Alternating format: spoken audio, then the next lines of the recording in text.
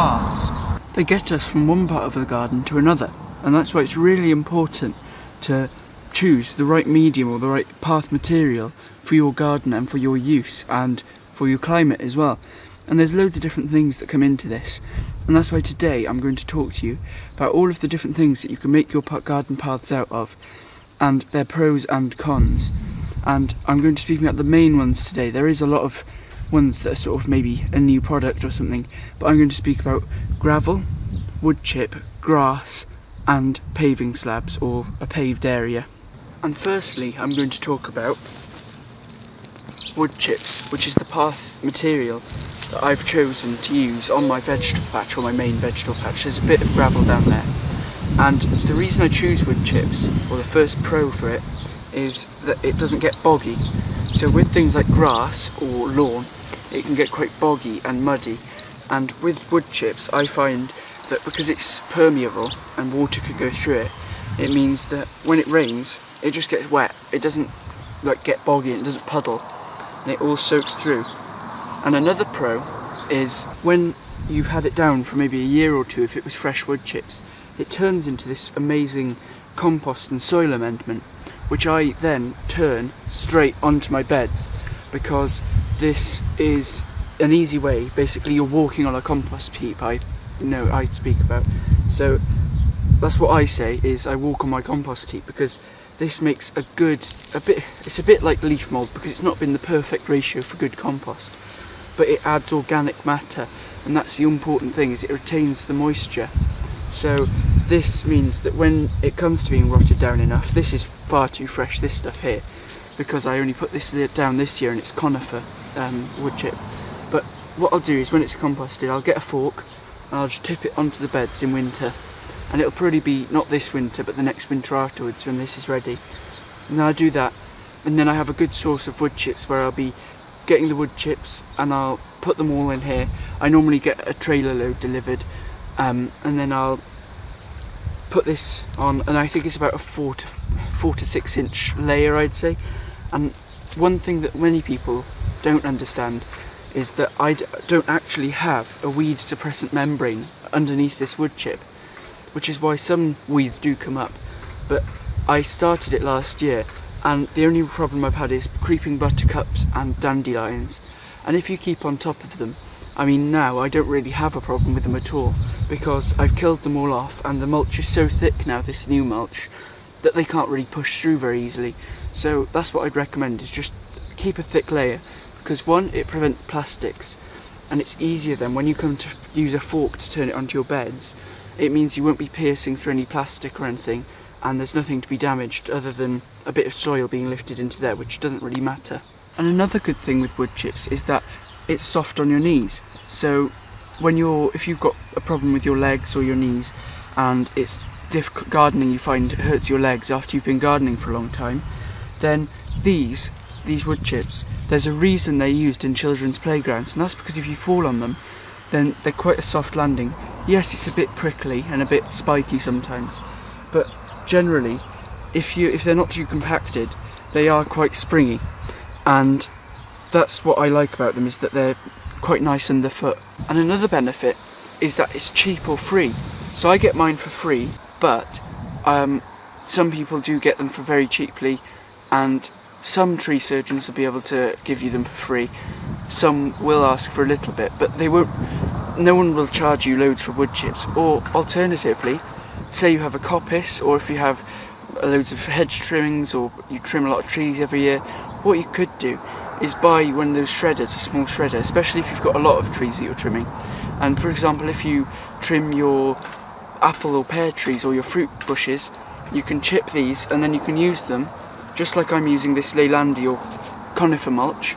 You can use that then, rather than having to buy any in. You can just buy pay one sum, get your own wood chipper, and then you're sorted for a long time then. Something that could turn people away from using wood chips is the fact that you regularly, maybe once or twice every 2 years, you'll have to top it up with fresh wood chips, and this can be a lot of work, especially as they can be quite heavy. But I don't have a problem with this, so that's why I like that.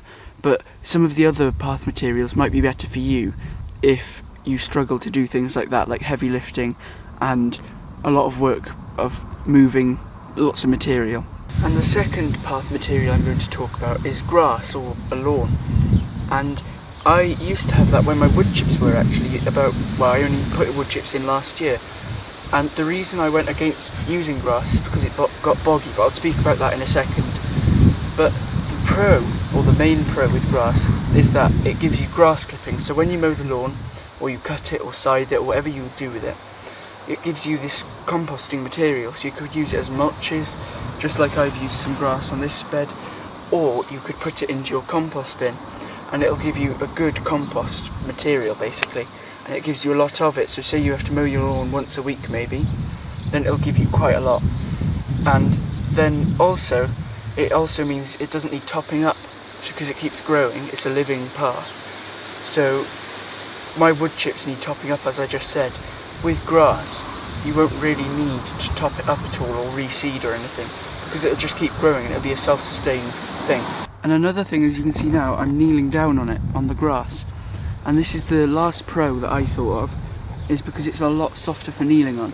It's like a cushiony sort of surface to kneel on. It's not very prickly. Whereas if you go on wood chips, it's quite spiky and it can hurt your knees and it leaves red marks and things. Whereas on grass, it's nice and soft to kneel on, which is one of the reasons I like having grass, like a lawn. But the con, which is that it gets very boggy, is the reason that I went against using it on my vegetable patch.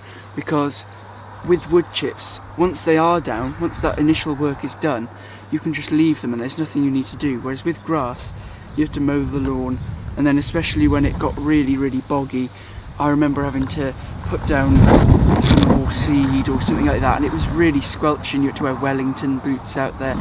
It wasn't the nicest thing, and that's why I went for wood chips, and then there's gravel down there as well.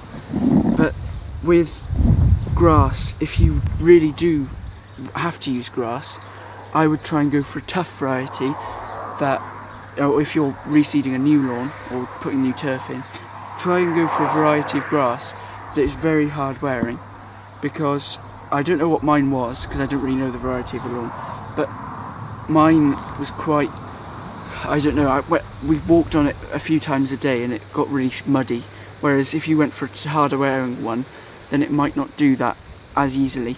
So that's why I would go for a harder wearing grass variety. And then there's gravel. This has been here for a while and it's starting to build up with quite a lot of soil, especially since I've had these beds here, and it does get a lot of weeds in it. But if you put a membrane down, which I would recommend with gravel, then it's fine, like my newer gravel path that I've got. But with this gravel here, all I do every now and then is I have done, is I shovel it all into a wheelbarrow and then I sieve it out with a soil sieve. And then I catch all of that soil that comes out, and then all the gravel that's left in the soil sieve I'll chuck back on, which has worked really well, which I've just done in this area here.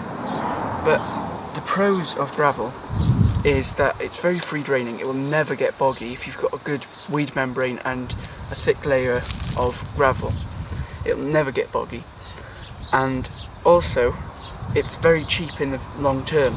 So as soon as you've bought that gravel and everything in the first place and put it in, if you put it in properly, it'll last you for a lifetime. You won't need to replace it.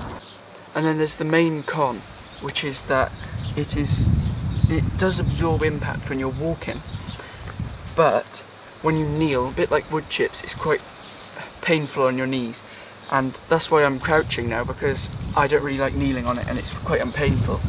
And that's why I would have raised beds if you've got gravel paths, because then you don't have to kneel down as much and you can reach everything without having to bend over too much, which is why I love having these raised beds here. And it also means that the soil here doesn't go creeping into the gravel as much as it would have done if I didn't have these taller raised bed borders.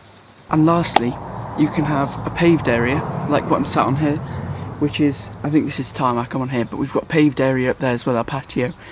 And these are really good because they don't get boggy, and all they require is a bit of brushing every now and then.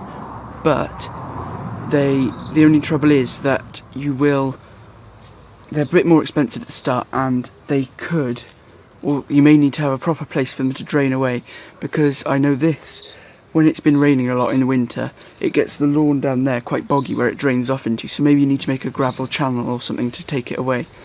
But other than that, this is quite good, but I don't really like it compared to the wood chips. My wood chips are my favourite one, and I'm going to link some of the tools that I use to maintain my paths down below in the description. So I'm going to link a brush that I use for this tarmac or the paved areas of the garden. I'm going to link my strimmer, which I use to keep the grass paths all nice and low, and it avoids slugs then.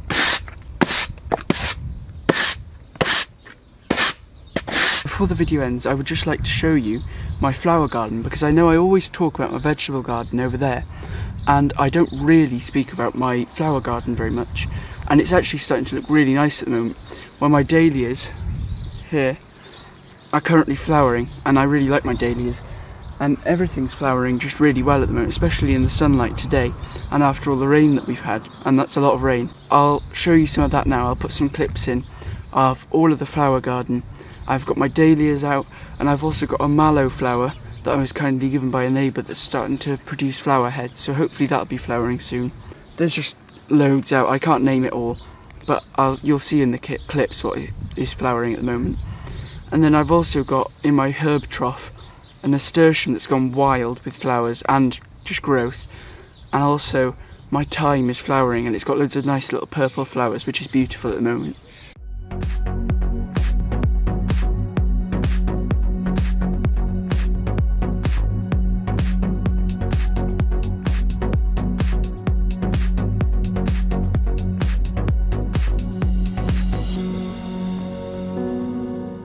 So I hope that this video helped you, especially if you're new to gardening and you don't know what path to put in your new vegetable or flower garden.